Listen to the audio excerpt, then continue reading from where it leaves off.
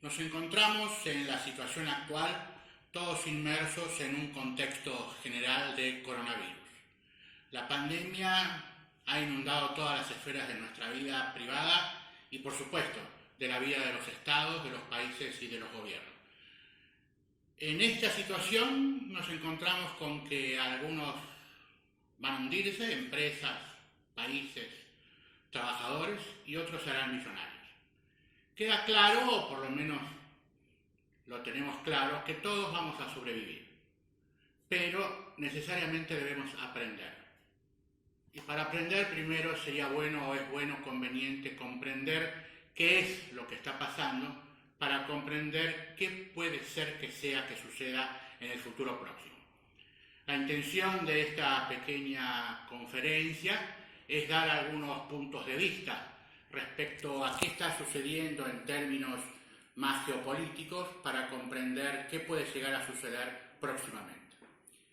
El pasado 27 de marzo, el Papa Francisco dijo en su bendición Urbi et Orbi: estamos todos en el mismo barco y somos llamados a remar juntos. En esos días y ahora, poco menos de un mes después, nos encontramos con un mundo que tiene 3.000 millones de personas confinadas, unos 150.000 personas muertas y más de 2 millones de personas infectadas. Esto, por supuesto, abona a la idea de que estamos todos en el mismo barco. Todos, por supuesto, formamos parte del mismo problema, pero mientras algunos idealizan, con razón o con cierta razón, el comportamiento solidario, lo cierto es que el mundo, en realidad, se está preparando a toda velocidad para un futuro desintegrado. Las personas, las empresas, los gobiernos están ocupados en protegerse, o sea, en estar separados. En realidad, para decirlo claramente, estamos en la misma tempestad, pero no en el mismo barco. Para algunos la cuarentena es un buen momento. Es un momento de frenar, de reflexionar, de recuperar importancia del medio ambiente, de reconectarse. Para otros es una crisis desesperante. Es así para las personas, para los gobiernos y para las empresas. Lo que prima con total claridad es la incertidumbre. El coronavirus es, para nosotros, para decirlo en términos de cómo pensamos en nuestro centro, una guerra mundial. Expresa la necesidad imperiosa que el capital ya tenía desde hace un tiempo de destruirse. La necesidad, entonces, que tiene el capital como sistema de reproducción social de destruirse para seguir reproduciéndose. La destrucción es el rol del consumo en el mercado capitalista mundial. Cuando este rol de consumo no puede satisfacerse con plenitud, de alguna manera el capital necesita destruirse. En esta guerra mundial, que es una guerra breve, una guerra con una cantidad de muertos menor para lo que es una guerra mundial clásica, y una guerra además que no destruye infraestructura, lo que surge es un nuevo orden mundial y una nueva economía mundial. Sobre esta afirmación queremos dar algunas apreciaciones puntuales a lo largo de esta charla.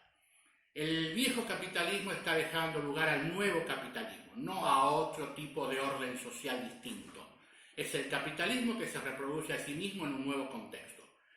Ya no se trata entonces de pensar de manera diferente en el mismo mundo, o sea, de pensar cuál va a ser el rol del Estado, el rol de la soberanía, cuál va a ser el lugar o el espacio del crecimiento económico de cada economía nacional, de pensar y de fortalecer la idea de la centralidad humana en el nuevo contexto. Esas son nuevas y buenas ideas pensadas para el mismo contexto anterior. Lo que ahora se deben prever son políticas para un mundo nuevo. Políticas destinadas o referidas a captación de recursos, fortalecimiento del rol del gobierno, regionalismo y decisionismo. Avanzando un poco más, podemos afirmar que, por lo menos, la globalización, la interdependencia y el ideario liberal están totalmente en crisis. No sabemos si esto significará el derrumbe absoluto de estas tres cuestiones, pero por lo menos sí queda claro que están en total indefinición y en total crisis. Están apareciendo síntomas claros que ya se veían venir, pero que esta pandemia implica un aceleramiento de esas dinámicas anteriores, relativa al resurgimiento de las economías cerradas y de los mercados domésticos. En nuestro libro Geopolítica de la Seguridad de la América Latina habíamos mencionado en su introducción, en sus primeras páginas, la idea de que la seguridad se estaba entonces incluyendo en estos últimos años en dinámicas más nacionales, más cerradas, más peligrosamente domésticas. Bueno, ahora el mundo está acomodándose en el mismo sentido. Las industrias se están tornando a volver a casa. El reshoring es una nueva dinámica de las economías antes, hasta hace muy poco, todavía ahora, hiperglobalizadas e interdependientes, hacia un nuevo contexto entonces de retorno a casa. En términos económicos, claramente este año 2020 es un año de caída total de las economías nacionales. Pero queremos remarcar, y ahí apuntamos un poco de la dinámica de esta intervención, que hay un ascenso económico muy grande para el año 2021 y para el año 2022. Por supuesto, todo esto cargado de imprevisibilidad. Significa que habrá un ascenso económico mundial en los próximos 2 años si la pandemia no se extiende más allá de este primer semestre del año, o sea, en el segundo semestre la actividad económica mundial empieza a retornar a la normalidad, y si los países y los gobiernos toman inteligentes políticas de estímulos fiscales y monetarios. Algunos países no lo están haciendo y otros países aceleradamente, en términos empíricos, están viendo que deben hacer lo imposible para fortalecer y sostener las economías en esta situación de crisis. Economías como la de Estados Unidos decrecerá este año alrededor del 5 y algo más por ciento, México 5,5%, Argentina igual, en general las economías decaen en este año en esos términos, alrededor del 5 y 6%, el mismo nivel de caída que va a tener la economía mundial. Para el año próximo se prevé entonces un incremento que en China será del 7, más del 7%, en la India más del 9%, en los países de Sudamérica alrededor del 2-3%, igual que México, Estados Unidos también, en Europa también va a haber crecimiento, pero en una dinámica en la cual todo depende de qué hagan los gobiernos en estos meses de crisis y de pandemia. Un dato interesante e importante, en este año 2020 hay solo 2 países en el mundo que crecen: India y China. Crecen poco más del 1%, pero crecen. Todos los demás países, absolutamente todos, excepto la muy marginal excepción de Guyana, decrecen abruptamente en este año 2020.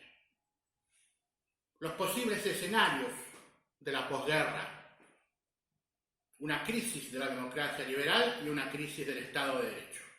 Si decimos, y se sostiene cada vez más comúnmente, que el mundo ya no será el que era, que el mundo que está por venir distinto al que era se relaciona e implica una crisis de la democracia liberal y una crisis del Estado de Derecho. Los gobiernos tenderán a tornarse más autocráticos, los poderes no serán globales sino regionales, habrá una búsqueda muy importante, muy centrada en los recursos básicos destinados a la alimentación, el sustento y la sanidad de poblaciones determinadas, habrá un retorno del poder al centro de la escena y una retirada entonces del derecho como establecimiento de normas de carácter iluminista que regulan al poder. El poder estará menos regulado, las normas del ejercicio de la soberanía que en el Estado de Derecho restringen el libre ejercicio serán menos restrictivas, la soberanía podrá y deberá ejercerse en términos más decisorios, con lo cual entonces nos encontramos con un nuevo panorama de un mundo menos interdependiente, menos globalizado, con economías más cerca de casa, con recursos que deberán adquirirse no en el mercado mundial, sino en el mercado doméstico extendido, y donde la pelea, disputa, discusión y debate mundial para cada país será el rol de cada país en mercados regionales. ¿Cuál será el rol de México en el norte de América? ¿Cuál será el rol de Argentina y Brasil al sur de América? El rol de los países europeos, sobre todo el rol de Francia y Alemania como potencias o poderes fuertes en Europa Central, el rol de Rusia, de India, de China como países determinantes en este nuevo orden. Las cadenas de abastecimiento serán más cortas, los poderes serán más fuertes, la democracia será en algunos casos un discurso de corrección política, pero no una práctica muy habitual. En otros casos ni siquiera habrá recursos de corrección política en el discurso político.